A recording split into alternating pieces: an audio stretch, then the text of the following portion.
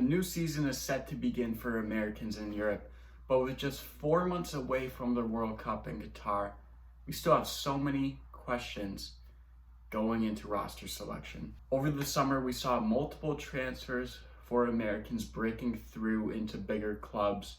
For example, Brendan Aronson and Tyler Adams making moves to Leeds United in the Premier League. We also saw other fringe players make the jump to higher leagues, such as Jordan Pefok going to the Bundesliga with Union Berlin. And we're also seeing some US veterans making moves to clubs where they would get more playing time to make a case for a starting spot in Qatar, such as Zach Steffen securing a loan move to Middlesbrough in the Championship. Now, with all these roster moves taking place, Greg Berhalter is going to have a lot on his mind to think about when it comes to making his final 26-man roster selection for the World Cup in November. The September friendlies against Japan and Saudi Arabia are going to be the last chance for Greg Berhalter to see the players up close before he has to make his final 26-man roster selection for the World Cup in November. In this video, let's dive into some of the moves that have been happening over the summer transfer window and kind of address some of the questions that the coach is going to have coming into the months leading up to the World Cup. This summer so far has been a busy one for US men's players. So far, here's the rundown of US player transfers to European leagues. First, we have Brendan Aronson making the move to Red Bull Salzburg to the Premier League with Leeds United. His US teammate Tyler Adams also made the jump from Red Bull Leipzig to Leeds. We have Luca de la Torre moving from the Dutch League to the La Liga side Celta Vigo. We also have Jordan Pefok moving from the Swiss League to the Bundesliga with Union Berlin. We also have Matt Turner making a move from the New England Revolution to Arsenal, the Premier League.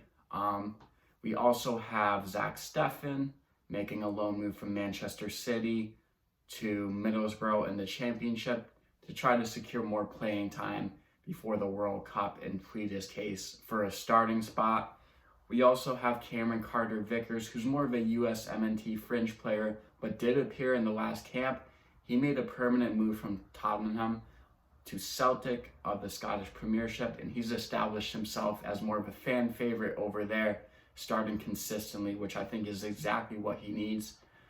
He'll be interesting to watch to see if he gets a call-up for the September friendlies. We also have Ethan Horvath securing a loan move to Luton Town from Nottingham Forest, trying to get more playing time there and plead his case for being selected for the final 26-man roster for Qatar. So those are so far the confirmed transfers for this summer window. There are more deals that are in talks of being finalized.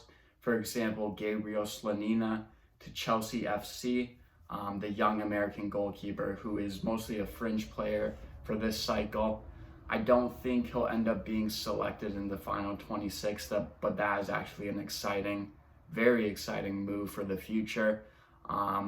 Fabrizio Romano said there was a verbal agreement between him and Chelsea, so it'll be interesting to see if that gets finalized in the coming days. Also just in, Malik Tillman, who was called in for the last window, just finalized a move to Rangers, which I think is a great move for him in a competitive league.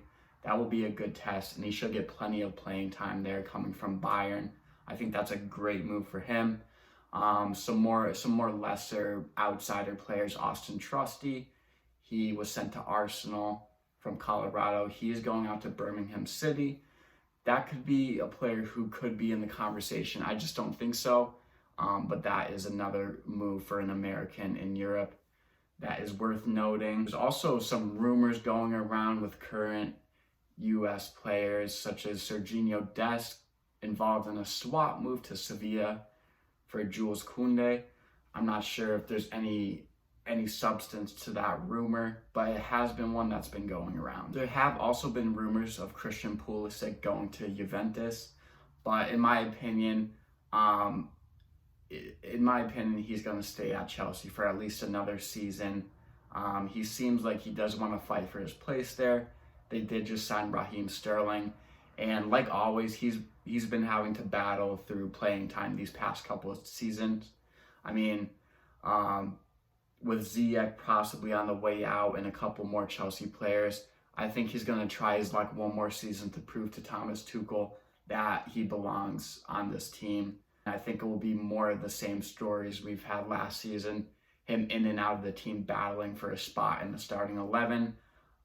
So that will be an interesting development to see how this season goes and if it was a good move for him to stay or not, especially coming into a World Cup year where form is absolutely vital. Now, I think going into some of the biggest questions that we have going into the World Cup 4 months away is who is going to be our starting number 9. We've had people enter the conversation. Haji Wright, he just signed a long-term deal with his club in Turkey. That was just announced the other day. So he was called up to the last window. It looks like Ricardo Pepi is on his way, kind of fading away from the picture. He had a very tough season with his new club, Augsburg. He hasn't been in the team for the past couple of windows. So, in my opinion, his chances are starting to fade, which is something I wouldn't have predicted. But, that's just sometimes the way it goes with form. We still have the question of Jordan Pifo. He had a breakout season with his club in Switzerland, but now he's moving a step up to a Bundesliga club. Now the question for him is, can he keep that form? If he does, he will be on that plane to Qatar. I know in my times I've seen him with the US, to me, he doesn't really fit the play style.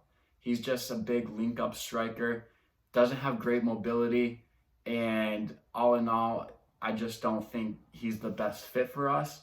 Greg has been shown he's put his trust in Jesus Ferreira. That's more of a striker that I think fits our system. But to me, the quality just is not there for him. He misses too many chances that should be put away in my times I've seen him. He's almost at that level, but to me, that's not a player we can rely on to start in Qatar against England, against Wales. I just don't see the quality. And that is a huge gaping question that we have going into November, and probably the biggest question. Who can put in a performance at striker? It's really up in the air right now, and I think whoever is in the best form come November should be the one starting, because right now it's wide open for me. The other massive question is who's going to start in goal? Over the summer, over the probably past year, Matt Turner has solidified his starting spot. He just moved to Arsenal, where he is most likely going to be the backup keeper. And last year, this time the roles were reversed. He was starting at the Revolution, getting consistent minutes. Zach Steffen was on the bench for Man City, and when he did appear, he did not play well. Now, Turner is going to be a backup at Arsenal. Steffen just made a loan move to Middlesbrough in the Championship, where he'll most likely solidify a starting spot. So come November, is he going to be more game ready than Turner? That is a huge question, I think, for me. And another huge question regarding goalkeeping is who's going to be the third man on the plane. Right now, it looks like Sean Johnson is the running favorite, but Ethan Horvath just made a move to Middlesbrough. And then with the news of Gabriel Slonina to Chelsea, could he creep into that third goalkeeper spot going into the World Cup? Another question that needs to be answered going into the World Cup is who will be our center back pairing. For the past year or 2.5 or so, we've seen Walker Zimmerman and Miles Robinson. Now, Miles Robinson, as we all know, tore his Achilles. He's a huge question if he will be back before November. It's looking more and more like it won't be. Who's going to be the one to step up next to Walker Zimmerman? Because for me, Zimmerman secured his spot as a starter. Who is going to be the best pairing for him? Will it be Chris Richards? Will it be somebody like Cameron Carter-Vickers or Aaron Long, who haven't been in the picture but slowly has creeped back? Or will it be someone who are veterans to the team but have been in and out of the team due to form issues or whatever reason that may be, such as John Brooks, James Sands, or some other players like that who have been called in by Greg before but have kind of fallen out of favor. Now that many players who are fighting for a spot for Qatar have made moves to bigger clubs or smaller clubs for playing time, it really will shake things up in terms of roster selection, and hopefully some of our questions will be answered come November. Maybe we'll see who's quality and who's not in the number 9 position.